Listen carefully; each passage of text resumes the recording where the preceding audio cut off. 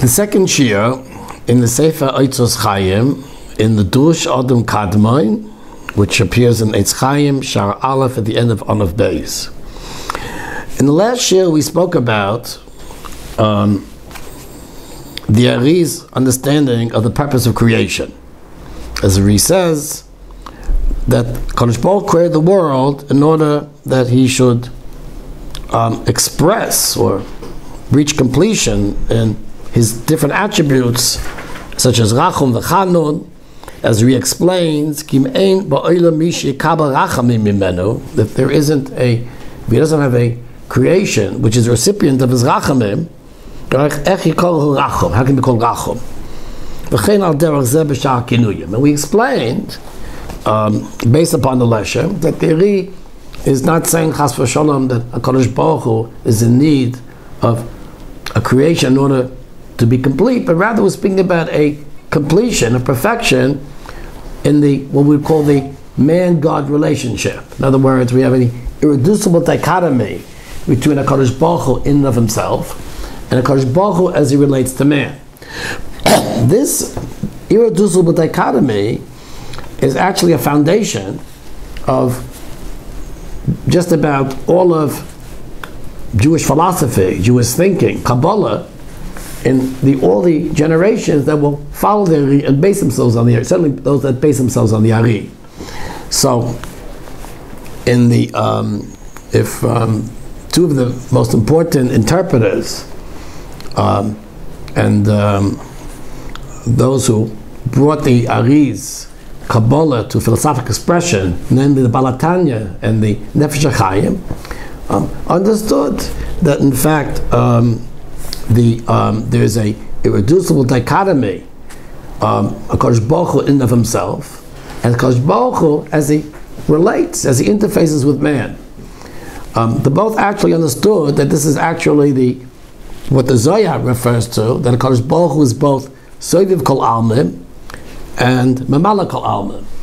The Baal Tanya and Nefesh HaChaim both accepted this postulate, this irreducible dichotomy, except that, of course, they disagreed as to which was the man's side, which was the God side. That's the important machlokes. But nonetheless, it's very, very important that with this one statement in the Otzrot Chayim, it constitutes an entire Hagdama in the Otzrot Chayim. Here we have what's probably the most important, at least from a philosophical point of view, a break of the ARIZ with the Rishonim, the Jewish philosophy that came before the ARIZ. That the ARIZ makes very, very explicit this dualism, this duality between God and himself and God as he relates to man. And even though this dualism is inherent in other Rishonim, even in the rationalist philosophy of the Rambam, the Moreh Nevuchim, we nonetheless see that the negative philosophy, the negative theology of the Rambam, right, requires us to speak, that we could does not allow us to speak about direct attributes of HaKadosh Baruch Hu, but nonetheless, as the Rambam says, we can describe acts of HaKadosh Baruch Hu, which is a type of dualism, right? What we can express, we can't express. Nonetheless, the actual the dualism becomes expressed on a much more obvious and explicit nature in the Kabbalah of the ARIZ. And by doing this, then man is able, in fact, to do what the ARIZ has implied in this statement, is that man can come and be mesakin the atzilus. Man can come, in a certain sense, to rectify God as he relates to man. And this is going to be the foundation not only of the ARIZ Kabbalah, but especially of the Kavanas, that those who would understand the ARIZ Kabbalah is really forming the basis for the Kavanas that a person has, whether it's in Tefillah and Mitzvahs, the man is coming to rectify the Atzilus, which represents the highest level of the interface between man and God. So it's very difficult to underestimate the importance of this statement of the ARIZ. Okay, now the ARIZ is going to come and speak about the notion of tzimtzum. Now, it's very, very important for us to keep in mind that tzimtzum apparently is you would call a chidush of the ARIZ. It's not a term that we see in, not only in anyone who became before the ARIZ, but it's not a term we see neither in the Zoyas, the Tikkunim. The notion of tzimtzum, we could say, in fact, actually is a chidush, is a novel idea of the ARIZ, and the ARIZ is in fact actually going to use that, as we said, as the foundation of not explaining the mechanism of creation, but in fact actually the tzimtzum, in a certain sense, is a very fundamental mechanism in the entire shtalshalus of the olamais that the ARIZ is going to describe in quite detail along the course of the Otzrot Chayim. As the ARIZ says, that not only is there one tzimtzum, but there are going to be several tzimtzumim. But at this point, the ARIZ is going to actually tell us about the first tzimtzum. So the ARIZ says, once again, V'az tzimtzum atzmai, right? HaKadosh Baruch Hu was metzamtzum himself, he contracted himself, be'emtzor, ha'or shalo, in the middle of his or, b'nekudas ha'merkaz ha'emtzoi shabai, in the center of the very center of his or. Now, of course, if everything was or Ein Sof, so it's very difficult to speak about the middle of something. But nonetheless, in most copies of the Eitz Chaim, you actually have a picture of a circle. I'm not sure who drew the circle, but I guess for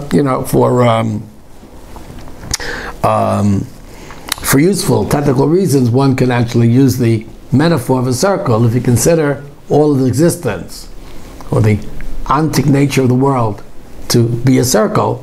Then in fact you could think about a middle point, the center of the circle, and the tzimtzum, which means contraction, is not contracting inwards, but actually contracting outwards. So therefore the or the Ein Sof, which really fills up this circle, contracts itself to the circumference of the circle, and by doing that, basically, we have now room. We have a makom panoi within which HaKadosh Baruch Hu can create the hierarchy of both spiritual and physical worlds, and that's what the ARIZ says. V'yasimtzum atzmai, so he contract himself be'emtza. It says be'emtza, but you should really read from the emtza.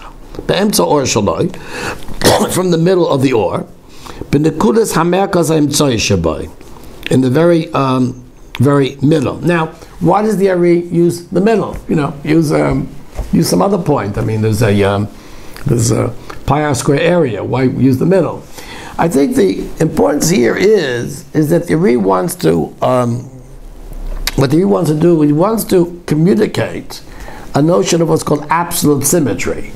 In other words, the or Ein Sof, like the ARIZ says, is an or pashut. Or pashut means we can't distinguish, up, down, sideways, right? There are no directions. Now, if we take that concept and we bring it into, let's say, lower dimensions, let's say without loss of generality, 2 dimensions, so probably the best expression of a notion of symmetry is actually the circumference of a circle. The circumference of the circle, because relative to the circle, a circle you can actually stipulate the coordinates, but the circumference of the circle, in a certain sense, is a boundary. It's a one-dimensional boundary of a 2-dimensional figure, and the one-dimensional boundary of a 2-dimensional figure, since it's only really one-dimensional, so because of that, it has a certain what's called absolute symmetry and unintelligibility. Just like, for example, if you have a line, this is very easy geometry, everyone should be able to understand this. If you have a line, so you would say that which is the point of unintelligibility would be a point in the line. A point is dimensionless, the line is 1 dimension. So when you speak about, let's say, a circle in 2 dimensions, an area of 2 dimensions, right? So therefore the boundary, right, has 1 less dimension, and because of that, it's pashut. In other words, it lacks. It can be described by, it can be described in one polar coordinate, right? So therefore, being described in 1 dimension gives it what's called a notion of what's called pashtus, which means it's not intelligible from the middle of the circle. And that's why he mentions the middle.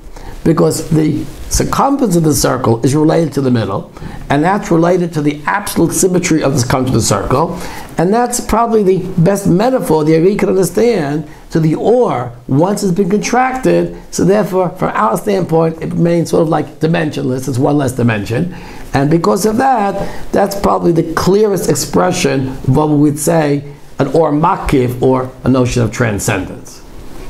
To be stopped over here.